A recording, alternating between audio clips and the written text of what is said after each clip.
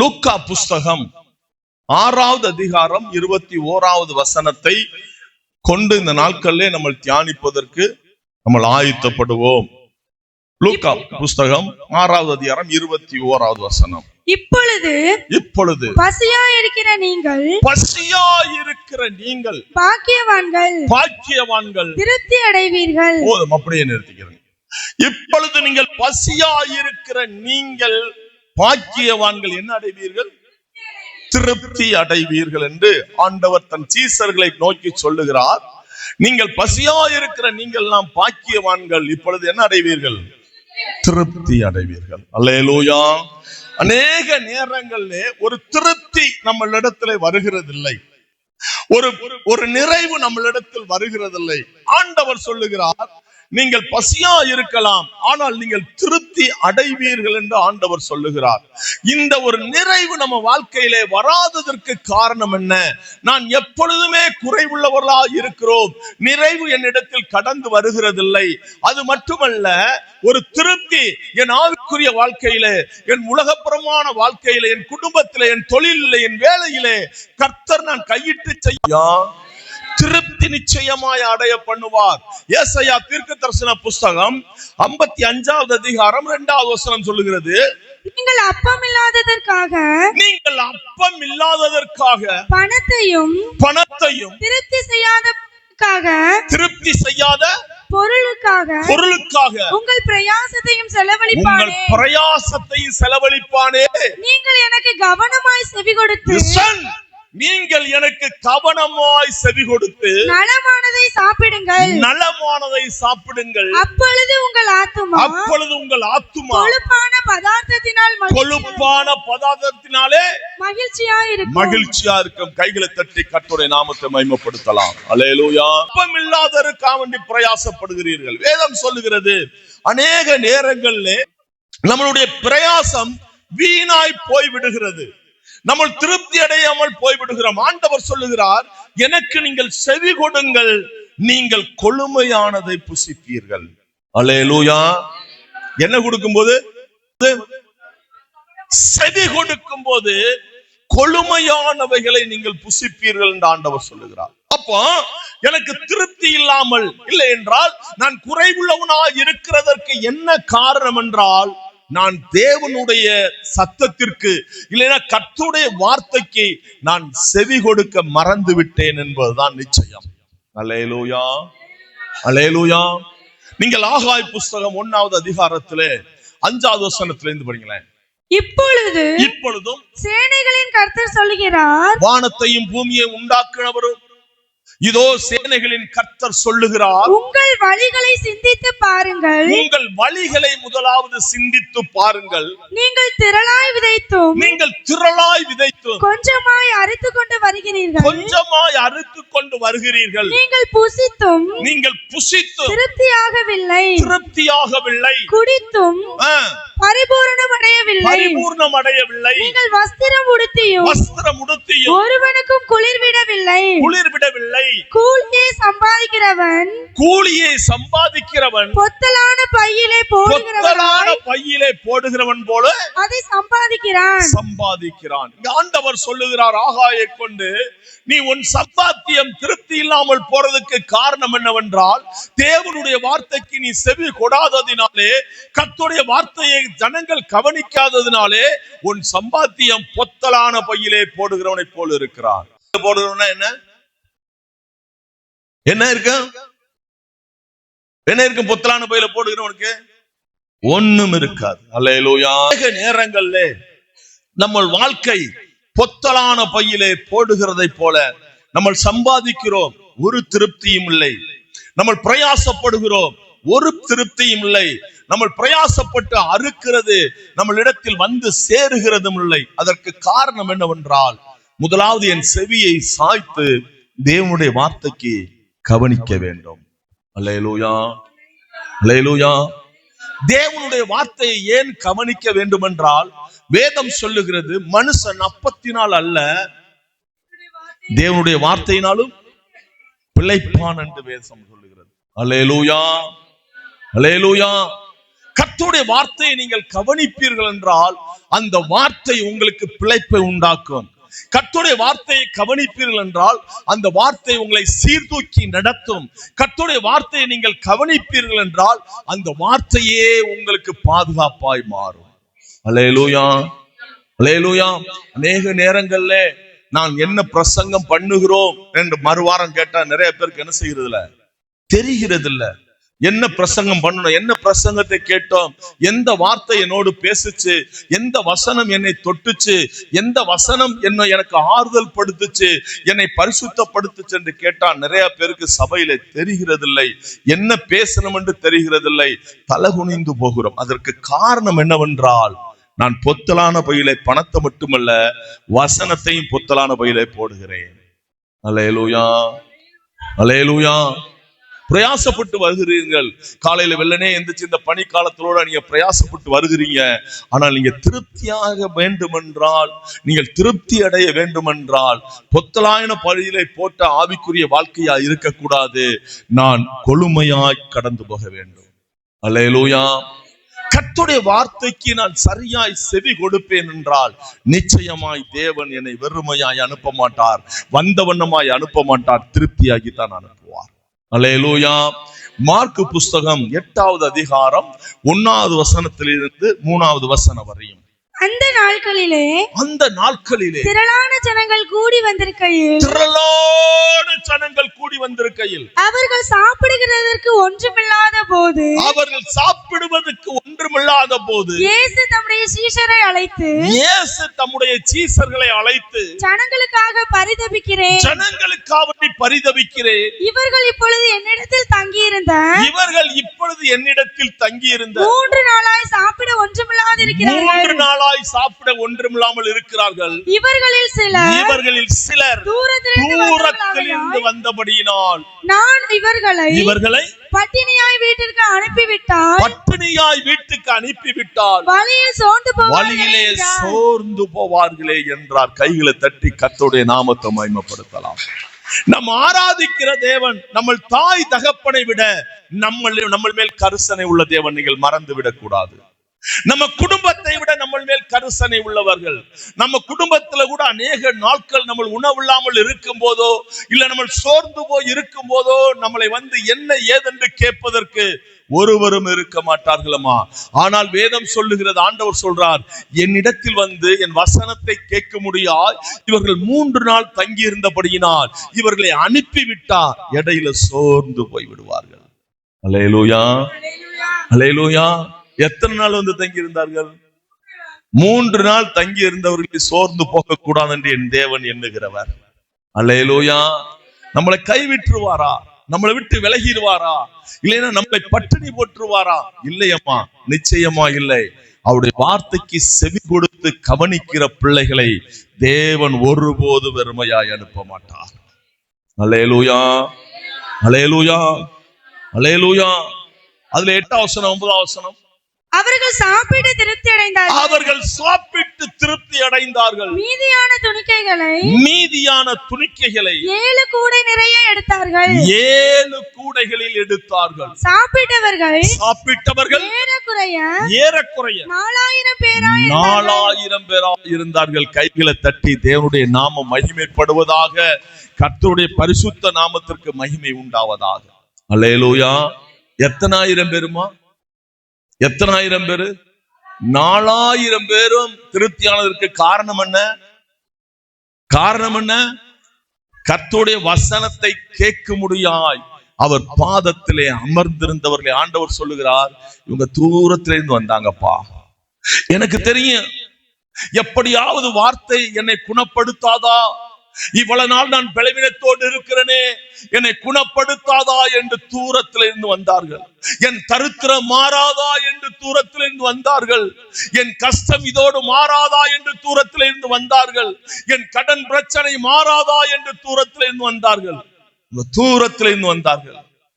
சாபத்தினாலும் பாவத்தினாலும் கட்டுண்டவர்களாய் தூரத்திலிருந்து வந்தார்கள். இவர்களை ஒருபோது நான் வெறுமையாய் அனுப்ப மாட்டேன். அல்லேலூயா.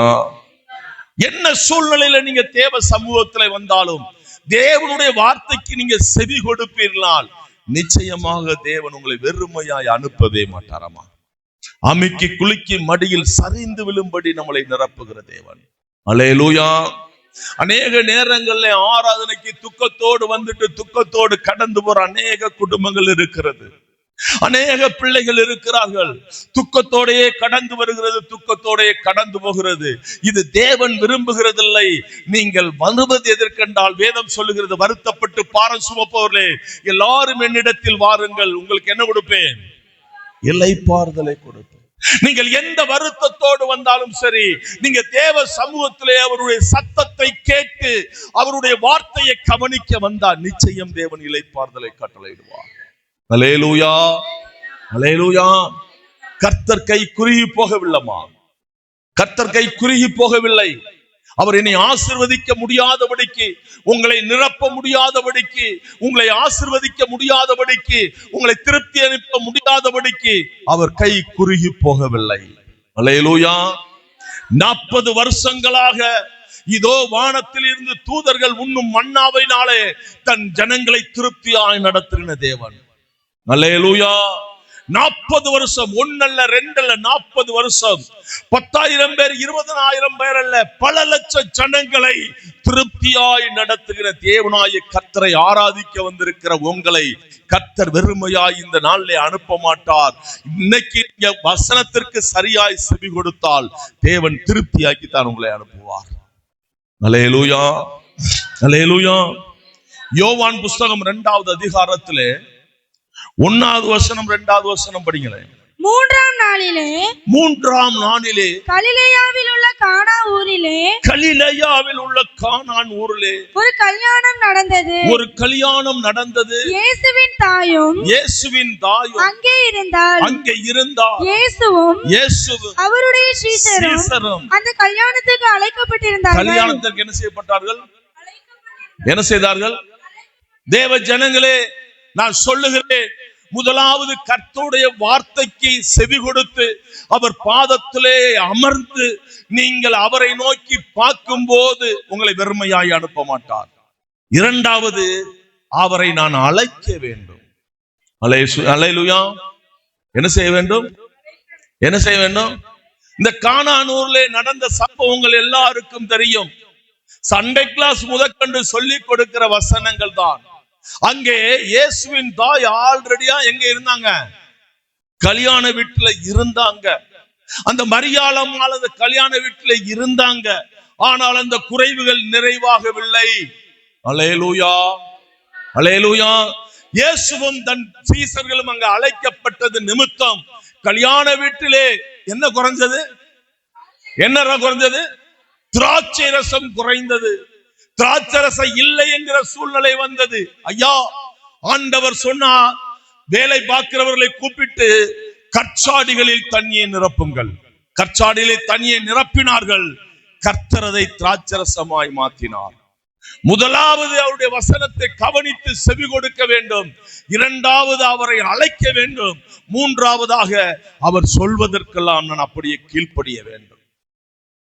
இயேசுவின் தாய் வேலைக்காரரிடத்தில் சொன்னார், அவர் என்ன சொல்லுகிறாரோ அதன்படி செய்யுங்கள். அல்லேலூயா. இயேசுவின் தாய்க்கு தெரியும், அவர் சொன்னபடி நாம் செய்வோம் என்றால் நம்மளை அவர் ஆசீர்வதிக்க, இல்லைனால் என்னை திருப்தியாக்க அவர் வல்லமை உள்ளவர் என்பதை அவளுக்கு தெரியும். அல்லேலூயா, அல்லேலூயா, அல்லேலூயா. அந்த வசனம் சொல்லுகிறது பாருங்கள், 5வது வசனம். அவருடைய தாய் வேலைக்காரரை நோக்கி அவர் உங்களுக்கு என்ன சொல்லுகிறாரோ அதன்படி செய்யுங்கள் என்றார். கைகளை தட்டி கர்த்தருடைய நாமத்தை மகிமைப்படுத்துவோம். அவர் நல்லவர். அல்லேலூயா. நான் என் வாழ்க்கையில திருப்தி இல்லாம இருக்கிறீங்களா? முதலாவது கர்த்தருடைய சத்தத்திற்கு செவி கொடுங்க. அவர் பாதத்தில் அமர்ந்திருங்க. அவர் பாதத்தில் நீங்கள் அமர்ந்திருங்க. முதலாவது அவருடைய பாதத்திலே அமர்வேன் என்றால் கர்த்தர் எனக்கு செயல்பட ஆரம்பித்து விடுவார். அல்லேலூயா, அல்லேலூயா. நான் கவனிக்க வேண்டும், செவி கொடுக்க வேண்டும். 3வதாக நான் முதலாவது அவரை அழைக்க வேண்டும். எல்லா பிரச்சனைக்கு நம்ம யார் அழைப்போம்னா, போனை கையில் எடுத்துட்டு நம்ம உறவுகள், நண்பர்கள், சொந்தம் என்று எல்லாரையும் கான்டாக்ட் பண்ணிடுவோம். எல்லாரும் கைவிரிச்ச பின்னாடி தான் யாரை கூப்பிடுவோம்? யாரை கூப்பிடுவோம் சொல்லுங்களேன்? யாரை கூப்பிடுவோம்? நீங்களாம் அப்படி இல்ல, நீங்களாம் தங்க பிள்ளைகள் போல. எல்லாரும் கை விரிச்சிருவாங்க. நம்பினவர்கள் எல்லாரும் கை விரித்து விடுவார்கள். நீங்கள் தேடி போனவர்கள் எல்லாரும் வீட்டுக்குள்ள இருந்துகிட்டே இல்லைன்னு சொல்லுவாங்க. அதுக்கு பின்னாடி தான் நம்ம யாரை அழைப்போம் சொல்லுங்களேன்? யாரை அழைப்போம்? இயேசுவை அழைப்போம். வேதம் சொல்லுகிறது, முதலாவது கர்த்தருடைய ராஜ்யத்தை நீதியை தேடுங்கள், இந்த உலகத்தில் உண்டான எல்லாம் நான் சேர்த்து தருவேன். அல்லேலூயா, அல்லேலூயா. முதலாவது நீங்கள் திருப்தி அடைய வேண்டும் என்றால் உங்கள் பிரச்சனைகள், பாடுகள், மகிழ்ச்சி, சந்தோஷம் எது வேணாலும் இருக்கலாம், முதலாவது நீங்கள் தேவனை அழைக்க வேண்டும். அல்லேலூயா. அவர் சொல்றதுக்கு நான் அப்படியே கீழ்ப்படிய வேண்டும். அவர் சொல்வதற்கு அப்படியே என்ன வேண்டும்?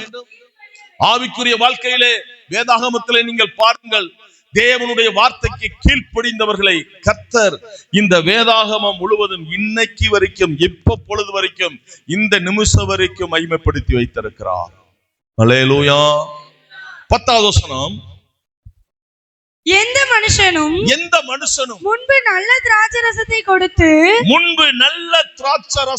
கொடுத்து ஜனங்கள் திருப்தி அடைந்த பின்பு ருசி குறைந்ததை கொடுப்பான். நீரோ நல்ல ரசத்தை இதுவரைக்கும் வைத்திருக்கிறீர்கள் என்றான். கைகளை தட்டி கர்த்தருடைய நாமத்தை மகிமைப்படுத்தலாம். அல்லேலூயா, அல்லேலூயா, அல்லேலூயா. மனுஷன் உண்டாக்குற ரசத்தை விட என் தேவன் உண்டாக்குற மேன்மை ரொம்ப உயர்ந்ததமா. அல்லேலூயா. அவர்களே சொல்லுகிறார்கள், எல்லா மனுஷனும் முதலாவது நல்ல ரசத்தை கொடுப்பான், பின்புதான் எதை கொடுப்பான்? ருசி இல்லாததை கொடுப்பான். நீரோ இப்படிப்பட்ட நல்ல ரசத்தை வைத்திருக்க, ஏனென்றால் இந்த ரசத்தை உண்டாக்கினவர் நல்லவர். அல்லேலூயா, அல்லேலூயா. நம்ம வாழ்க்கையிலும் அப்படித்தாமா, தேவனை நோக்கி கூப்பிட வேண்டும். ஆண்டவர் ஏதாவது காரியத்திலே சொல்லும் பொழுது அப்படியே நான் கீழ்ப்படிய வேண்டும். தேவன் நம்ம வாழ்க்கையிலும் நல்ல ரசத்தை மட்டுமே கொடுப்பார். அல்லேலூயா. ருசி குறைந்த வாழ்க்கை அல்ல, ருசி குறைந்த ரசம் அல்ல, நம்ம வாழ்க்கையிலே கர்த்தர் நன்மையானதை மட்டுமே செய்வார். அல்லேலூயா, அல்லேலூயா. ரூத்து புஸ்தகத்திலே 2வது அதிகாரம் 18வது வசனத்திலிருந்து 20வது வசனம் வரை படிங்களேன். அவள் அதை எடுத்துக்கொண்டு ஊருக்குள் வந்தாள். அவள் பொறுக்கினதை அவளுடைய மாமி பார்த்தாள். தான் திருப்தியாய்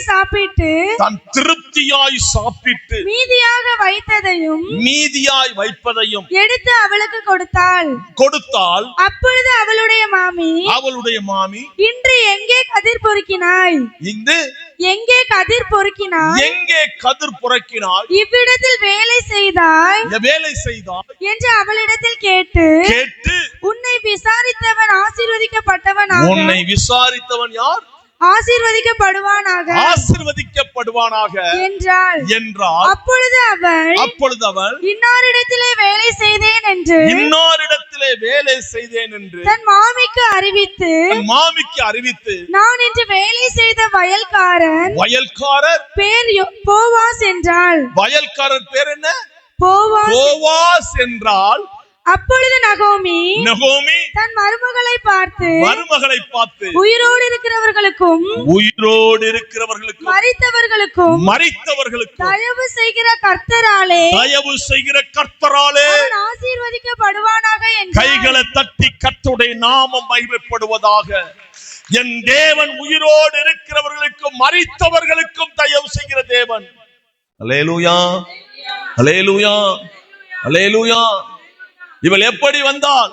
தன் கணவன் இறந்து போனார், மாமனார் இறந்து போனார், கணவனுடைய சகோதரன் இறந்து போனார். இந்த சூழ்நிலையிலே மோவாபு தேசத்திலே அவள் செய்த அறிக்கை தான் இந்த இடத்திலே இவளை திருப்தியாக்கினது. அல்லேலூயா. என்ன அறிக்கை செய்தால்? தன்னோடு உள்ள சகோதரி கடந்து போய்விட்டாள். இவள் என்ன அறிக்கை செய்தால்?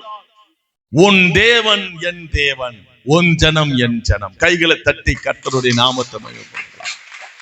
திருப்தியாய் வாழ வேண்டும் என்றால் முதலாவது தேவனுடைய சத்தத்தை கவனித்து நான் செவி கொடுக்க வேண்டும். இரண்டாவது அவரை அழைக்க வேண்டும். மூன்றாவது நான் அவருடைய சமூகத்திலே சொல்ற வார்த்தையை கீழ்ப்படிய வேண்டும்.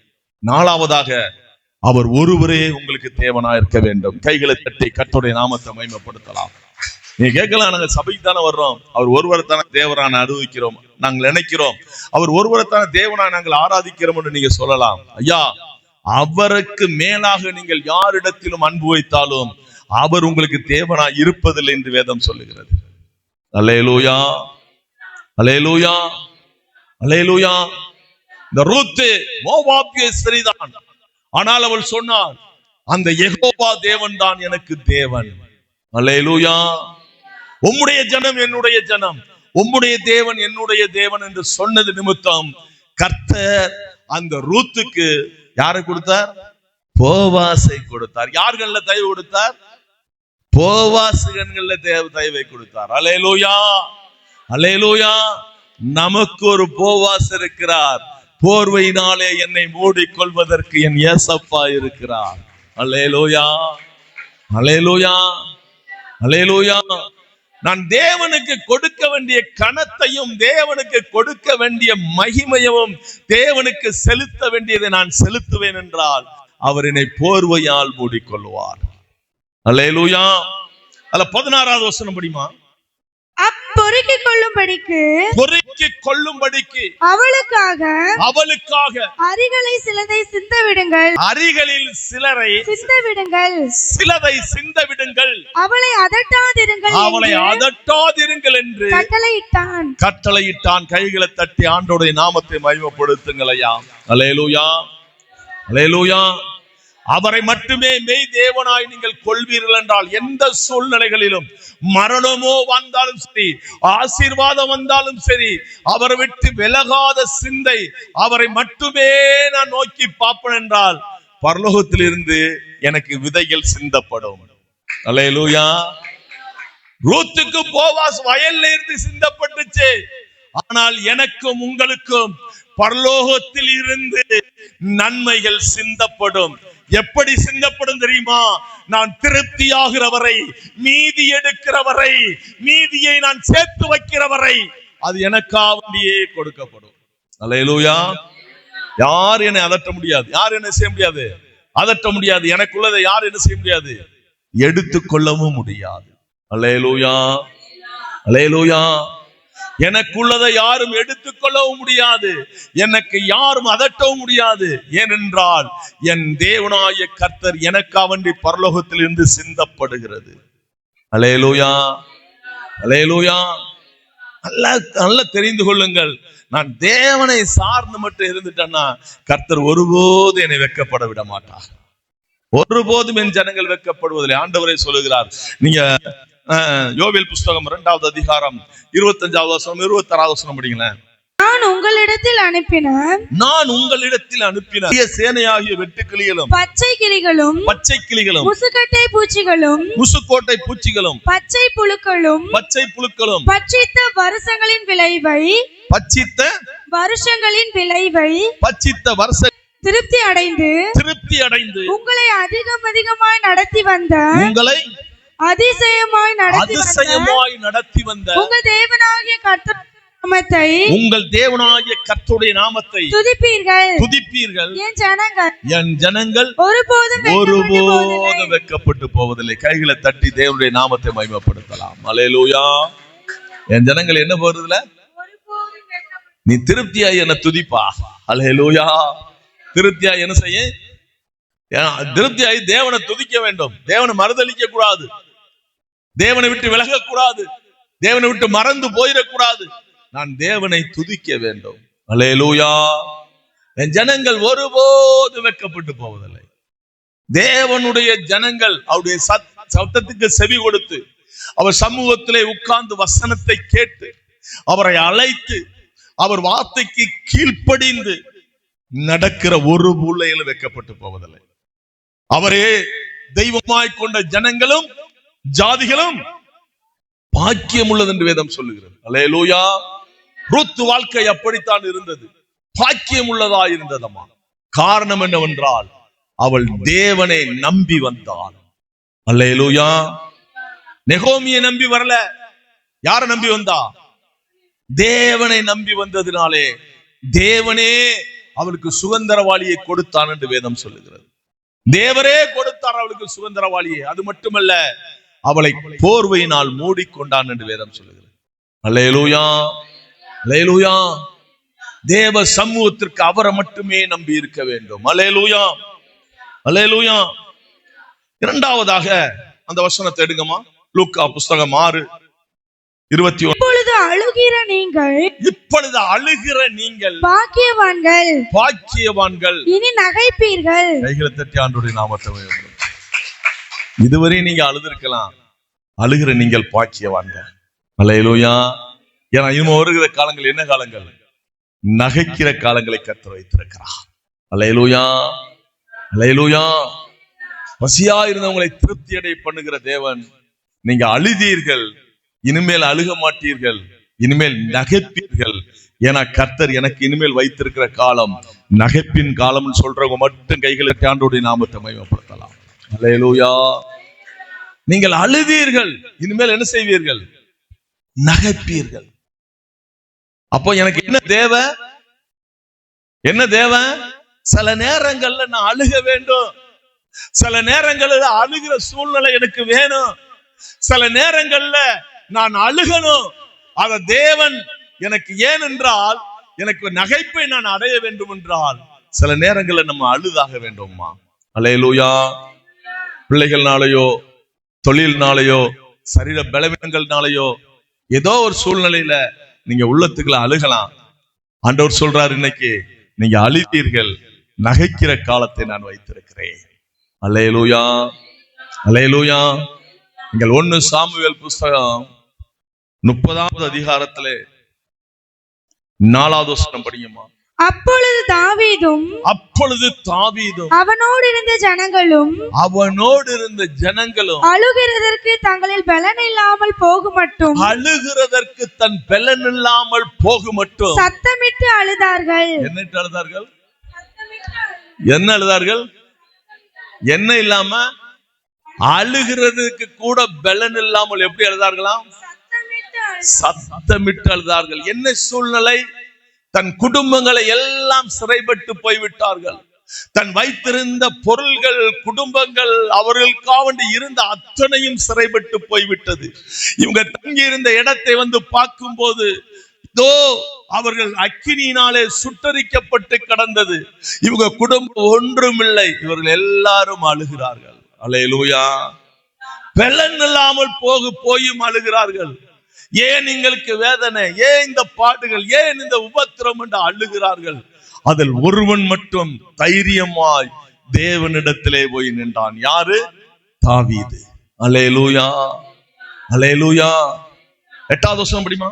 தாவீது கர்த்தரை நோக்கி, நான் அந்த தண்டை பின்தொடர வேண்டுமா? இந்த தண்டை நான் பின்தொடர வேண்டுமா? அதை பிடிப்பேனா? நான் பிடிப்பேனா என்று கேட்டான். அதற்கு அவர் அதை பின்தொடர், அதை நீ பிடித்து சகலத்தையும் திருப்பிக் கொள்வாய் என்றார். கைகளை தட்டி தேவனுடைய நாமத்தை மகிமைப்படுத்த வேண்டும். அல்லேலூயா. நான் சொன்னேன், நீங்க திருப்தியாய் வாழ வேண்டும் என்றால், எல்லா விஷயத்திலும் கர்த்தர் உங்களை திருப்தியாய் நடத்த வேண்டும் என்றால் தேவனுடைய வார்த்தையை கவனிக்க வேண்டும். அவர் பாதத்தில் உட்கார்ந்து கேட்க வேண்டும். அது மட்டுமல்ல, எல்லா சூழ்நிலையிலும் அவரை கூப்பிட வேண்டும்.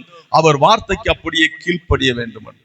ஐயா, அதே லூக்கா புஸ்தகம் தான் 21வது அதிகாரத்துல கீழே ஒரு கோடு வருகிறது, நீங்கள் அழுதீர்கள் நகைப்பீர்கள் என்று. அல்லேலூயா. நீங்கள் நகைக்க வேண்டும் என்றால் எல்லா சூழ்நிலையிலும் தேவனிடத்தில் விசாரிக்க வேண்டும். கைகளை தட்டி, அவர் நல்லவரமா? அல்லேலூயா. யார்கிட்ட விசாரிக்க வேண்டும்? என்னுடைய அழுகை நகைப்பாய் மாறணும்னா யார்கிட்ட விசாரிக்க வேண்டும்? தேவனிடத்துல என்ன செய்ய வேண்டும்? விசாரிப்பேன் என்றால் வேதம் சொல்லுகிறது, கீழே உள்ள வரி சொல்லுகிறது, அவர் அனைத்தையும் என்ன செய்தாராம்? திருப்பிக் கொள்ளுவார். அல்லேலூயா. அனைத்தையும் எப்படி கொண்டு வந்தார்களாம்? திருப்பி கொண்டு வந்தார்கள். ஒன்றும் குறைபடவில்லை. அழுதவர்கள் தான். ஆனால் தேவனிடத்தில் போய் உட்கார்ந்து விசாரிக்க ஆரம்பித்தார்கள். ஆண்டவரே, இந்த சூழ்நிலையில் நாங்கள் என்ன செய்ய வேண்டும் என்று தாவீது கேட்டான். தாவீது தேவ சமூகத்துல போய் உடைந்த உள்ளத்தோடு கேட்கிறான், ஆண்டவரே இந்த சூழ்நிலையில நான் என்ன செய்ய வேண்டும் என்று கேட்கும் போது ஆண்டவர் சொல்றார், நீ போ, சகலத்தையும் நீ திருப்பி கொண்டு வருவாய். அல்லேலூயா. அழுகிற நம்மளுக்கு நகைப்பு வைத்திருக்காரமா, சகலத்தையும் கர்த்தர் நம்மளுக்கு திருப்பி கொண்டு வந்து தருவார். அல்லேலூயா. ஒன்றும் குறைபட விட மாட்டார். நீங்கள் எதெல்லாம் இழந்திருக்கல அதற்கு மேலாக இரட்டிப்பான நன்மைகளை கர்த்தர் தருவார்.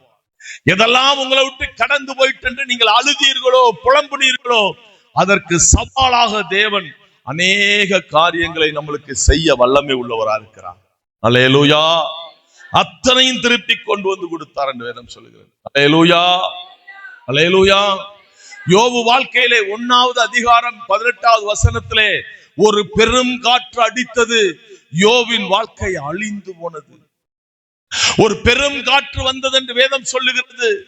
கடைசியா ஒவ்வொருவனாய் வந்து சொல்லுவான், இந்த பொருள் உமரை விட்டு போய்விட்டது, ஒட்டகம் போய்விட்டது என்று.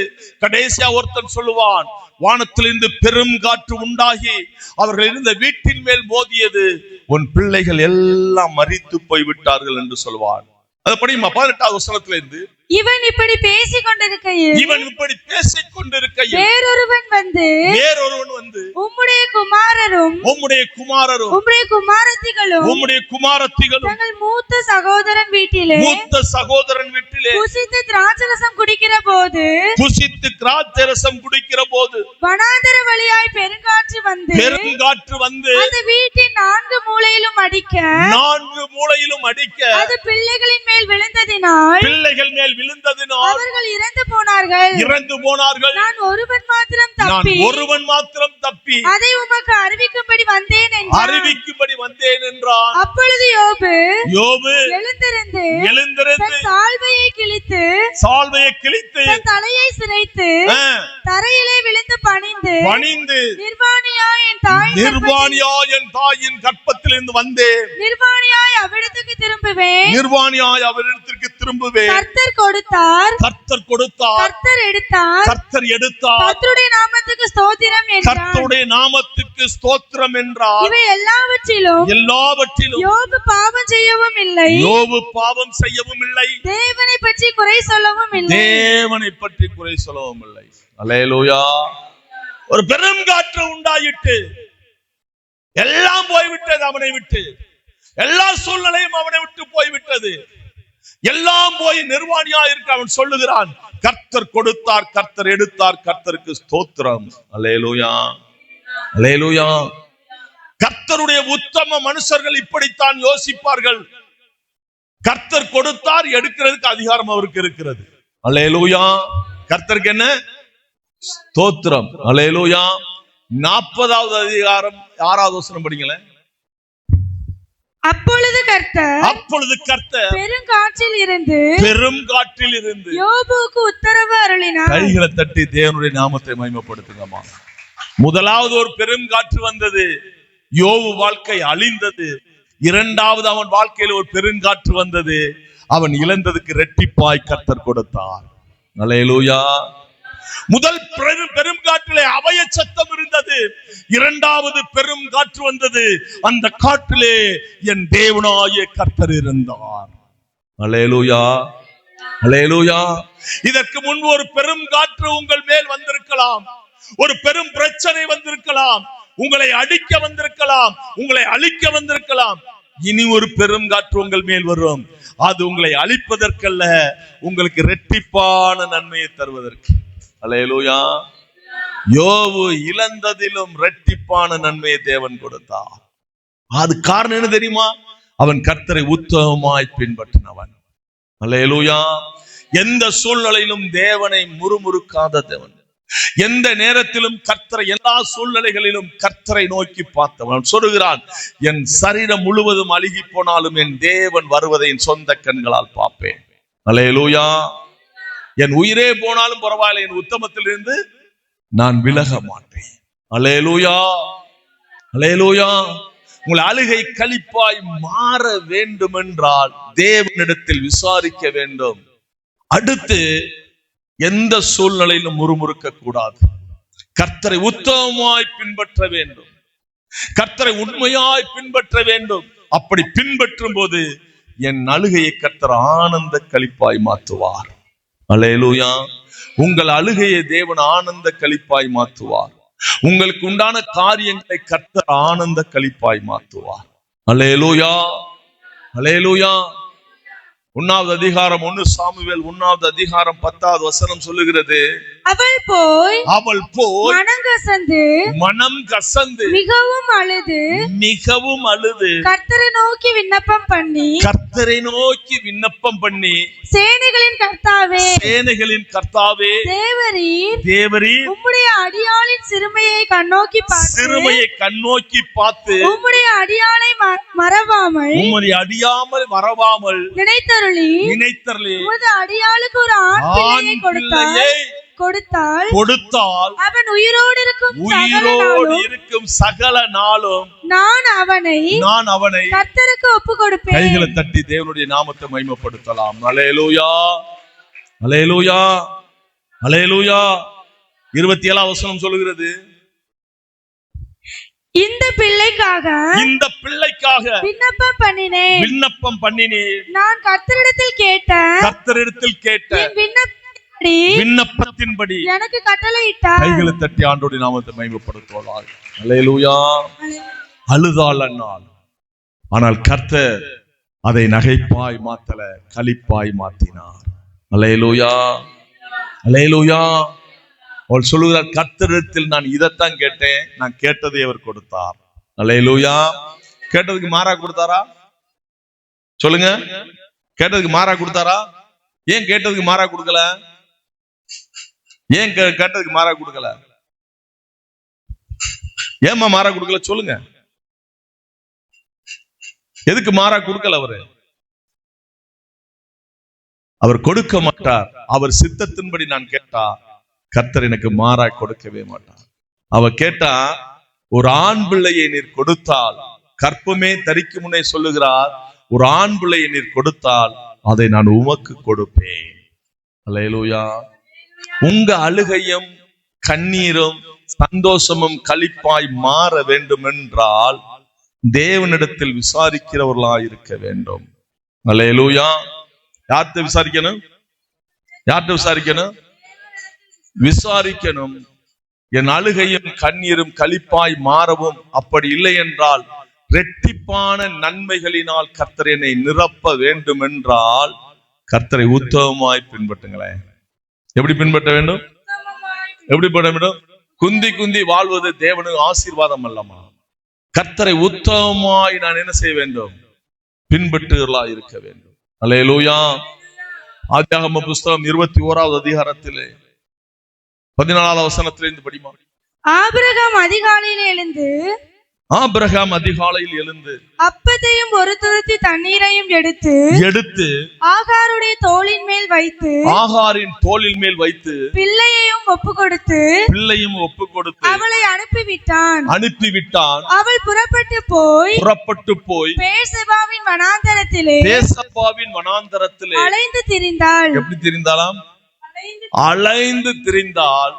துருத்தியில் இருந்த தண்ணீரும் செலவழிந்த பின்பு அவள் பிள்ளையை ஒரு செடியின் கீழே விட்டு பிள்ளை சாகிறதை நான் பார்க்க மாட்டேன் என்று எதிராக அம்பு பாயும் தூரத்திலே நின்று உட்கார்ந்து சத்தமிட்டு அழுதாள். தேவன் பிள்ளையின் சத்தத்தை கேட்டார். தேவதூதன் வானத்திலிருந்து ஆகாரை கூப்பிட்டு, ஆகாரே உனக்கு என்ன சம்பவித்தது? பயப்படாதே. பிள்ளை இருக்கும் இடத்திலே தேவன் அவன் சத்தத்தை கேட்டார். நீ எழுந்து பிள்ளையை எடுத்து அவனை உன் கையிலே பிடித்துக் கொண்டு போ. அவனை பெரிய ஜாதியாக்குவேன் என்றார். அல்லேலூயா. பிள்ளை சாகிற தன் தாயால பார்க்க முடியல. அம்பு பாய்கிற தூரத்துல கொண்டு போட்டுட்டு அழுகிறாள். பிள்ளையும் அழுகிறது. ஆண்டவர் சொல்றார், ஆகாரே நீ அழாத, பிள்ளையின் சத்தத்தை நான் கேட்டேன். அல்லேலூயா, அல்லேலூயா, அல்லேலூயா. ஆகாள் எப்படி அழுதிருப்பாள் சொல்லுங்களேன். நான் உங்களுக்கு ஏற்கனவே சொல்லியிருக்கிறேன் எப்படி அழுதிருப்பாள். ஆகாள் ஒரு புறஜாதி ஸ்திரீ. ஒரு எகிப்தில் உண்டான பெண். இவளுக்கு யாரு தெரியாது என்றால் யெகோவா தேவனை தெரியாது. அல்லேலூயா. ஆனா சில காலம் யாரோடு வாழ்ந்தால்? ஆபிரகாமோடு வாழ்ந்தாள். கர்த்தருடைய சிநேகிதனோடு வாழ்ந்தாள். கர்த்தருடைய வார்த்தைக்கு கீழ்ப்பிடித்தவனோடு வாழ்ந்தாள். கர்த்தர் போச்ச இடத்துக்கெல்லாம் போன ஒரு உத்தம புருஷனோடு வாழ்ந்தது நிமித்தம் அவளுக்கு என்ன தெரியும்னா, ஆபிரகாமின் தேவன் என் சத்தத்தை கேட்பார். அல்லேலூயா, அல்லேலூயா. என் கணவனாய ஆபிரகாமின் தேவன் என் சத்தத்தை கேட்பார். இது மட்டும்தான் அவள் அறிந்திருந்தாள். அவர் அழுதாள், சத்தமிட்டாள். கர்த்தர் சொன்னார், அவனை நான் பெரிய ஜாதியாக்குவேன்.